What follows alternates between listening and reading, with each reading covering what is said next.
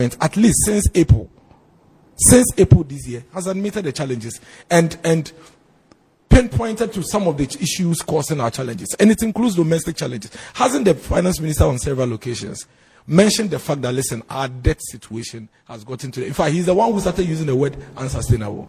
He is the one who started using it. So what else are you looking for? You're uncomfortable that he's admitting on one side, and at the same time you want to create an impression as if he hasn't admitted. Recently, when he met Parliament, you said he's the one that started using the word. Yes. No. Is that on record? Yes. I mean, we can share the files and then we'll see who said it first. I'm telling you. Yes. So now Forces started raising the issue. Let me engage him. Let's do it. So the point is that I want to change it. The point is that I am responding to that specific falsehood that government hasn't accepted responsibility and hasn't admitted to the charge. It's false. Government has, on several occasions, indicated what the challenges, the causes of the challenges are. And it includes both domestic and external issues. You ask for you brushing aside COVID and Russia. Everybody in this country now has gone past that propaganda. Today, go to the US. You know, one of the reasons why some of the currencies in the past few days are doing well against the US dollar is because of the US own issues at the moment. And they are still having conversations around it. And the Treasury is considering doing some reviews and adjustments to their rate. The US and the UK in the past months have seen unprecedented inflation over the period. Okay, the US President Joe Biden has consistently and specifically referred to the Russia-Ukraine war and the COVID as a reason why they are going through the crisis they are going through. The UK in the past 6 months have had to change prime ministers at least 3 times. Okay, so if you sit in Ghana and for the mere reason of political expediency, you try to downplay a major cause of global economic crisis. The Japanese yen is struggling, the Chinese yuan is struggling, the British pound is struggling, the European euro is struggling, the American US dollars is the only currency that we can say over the period has been able to, even that it has been in the face of their own unprecedented 40-year-old inflation. Come on, let's do politics. Let's be worried that because there are certain things that we can see, it will affect our political advantage. Fair enough. But don't let us deliberately twist the fact and twist the issues. Russia-Ukraine war and COVID has not only had an impact on Ghana, but every country. You can always measure the gravity of it. Right. And considering the gravity, can we say that we didn't have a resilient economy as well? That's what I'm saying. We didn't have it. I mean, I don't want to believe that. We didn't have it. We have said it. The anchor cannot. We have said it. In fact, Mr. President in all his addresses said it. In Parliament, he said it. That the structure of our economy has been exposed. We're exposed in health. We're exposed in education. We're exposed in agri. We're exposed in industries. It has always been there. Okay, nobody can run away from it. The people who are trying to make us feel that all of a sudden we are some people, what is their record? What did they do? You promised that in 2015. In 2015, please, I beg you. Nobody is asking a question. Let me flow. Oh, no, not the question. You understand what I'm saying? Oh, no, not the question. You understand what I'm saying? So we shouldn't do this to ourselves. It puts the NDC in a very uncomfortable situation whenever they realize that this country is doing something good for itself. Because for them, they are professing no alternative. The only way they can ever win an election in this country is when they make it look as if the government of MPP is failing. Not that they have any superior alternative. Let's put that on record. They have no superior alternative. Their political advantage is only in the failure of the country. And that, so long as they will get a political advantage, even if the cedi and the dollar will reach 30 cedis, it should get there so that they will come to power. Now, in the midst of our challenges, minister say that because they believe that they manage the economy better than yours, their alternative is what they had before you. So that will take us to Dumso. That will take us to allowances for the poor children for schools being cancelled. That will take us to public sector workers who are working for a year and will be paid for 3 months. That will take us to an education infrastructure that is unable to hold children in school, and for which reason we have a cut-off point which ensures over 135,000 children remain at home every year. That is the alternative, and I'm glad he's brought it up. And I've always consistently said that is their alternative. They cannot run away from it. So I agree with Fifi Kweti. It is up to the people of Ghana to measure that in the face of crisis of the MPP and the NDC, who has stood up to the occasion and trying to get us out of the gloom. Now, EDG raises an issue and speaks about bankruptcy. And sometimes, again, like I keep saying, If not for political expediency, you wouldn't even say that. That Ghana is bankrupt because in realigning or readjusting our economy and our financial sector, we are saying that we will not pay them. Why? If I run Metro TV and I owe GT Bank or Zenith Bank or whatever bank that I've taken a loan from, and I feel that in the month of November, December, I have to find a way to reposition my business so it grows. I can't go to my bank and restructure my loan. Even individuals, what do we do that?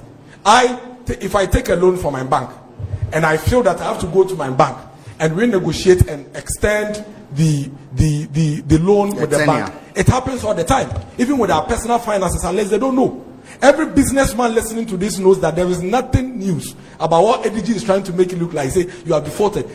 Going to renegotiate on your debt and your loan is part of an economic strategy.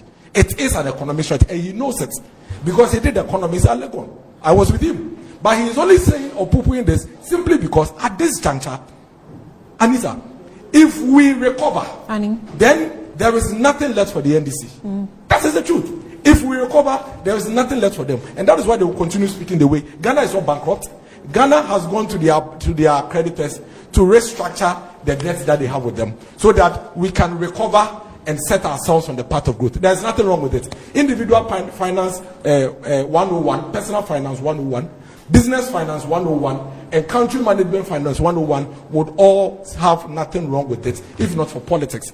Because as we speak, salaries are being paid. Salaries are even being increased.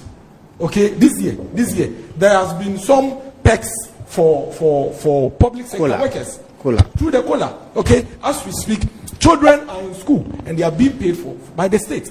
As we speak, we have industries that are being supported by the state for them to grow. As we speak, we have poor persons' children who are schooling and they are being catered for by government. Take sector by sector. Today, go and check across the country. COVID made us realize that we had over 88 or so districts in this country who have never seen a district health facility. Something that was on an extreme low. Where were they? Within the 8 years, did they identify this? Now, as we speak, across the country, when you go, there are physical health infrastructure being built by the same government and being paid for. No, please. I check the time. And being paid for. As we speak, more time. Go out there and go and check our education infrastructure. That infrastructure they couldn't fix, for which reason Ghanaian children remain on the street, has been provided for by the state, by the same government, through a loan of about $1 billion, which is part of the debt stock. It is not poor management of the economy, because the loans that were borrowed have gone to fix fundamental challenges of the people. Last parliamentary seated, before the parliament rose, Government of Ghana through local government went to borrow $150 million.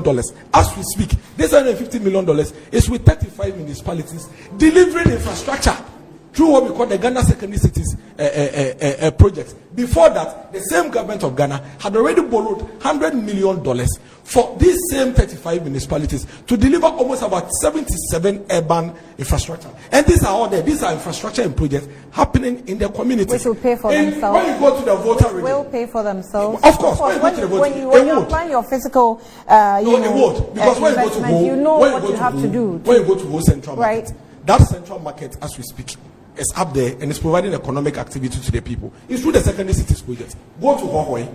It's through the secondary cities project. Go to Sunyani. It's through the secondary cities. Go to Doma. Go and see Infantiman Municipal Assembly. Go and see their car terminal. They are all geared towards boosting economic activities. The point I am making here is that we find ourselves in difficulties. We all agree and admit.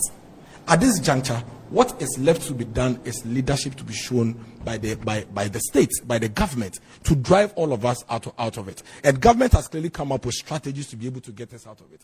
It's either you are professing an alternative which is superior, or stop belaboring the point. Otherwise, you are just a doomsayer who feels that when we get well, your political advantage will be diminished. Cedi. What drove the Cedi up? You and I were always on Facebook. And you could see consistently from my Facebook wall that I said that speculation formed 70% of the sharp depreciation of our city within 3 weeks. And that is no lie.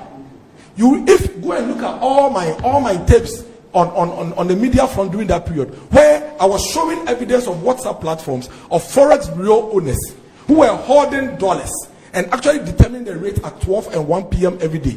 Where we had people who go to their provident fund managers and withdraw all their cedis and go and buy dollar.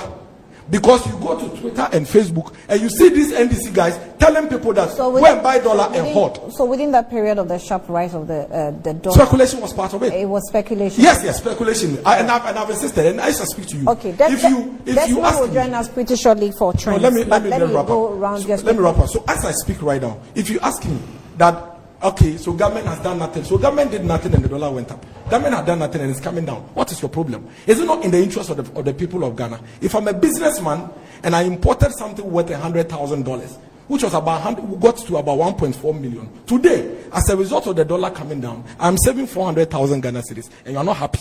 And you are saying that government has done nothing. Fair enough. Government did nothing when the dollar was going up. Government did nothing because it wasn't as a result of COVID and Ukraine. At the moment, it is coming down. Whatever it is that is causing it, let's all work together, support ourselves, and push it, rather than being doomsaying and gloomy about almost everything. 1 minute.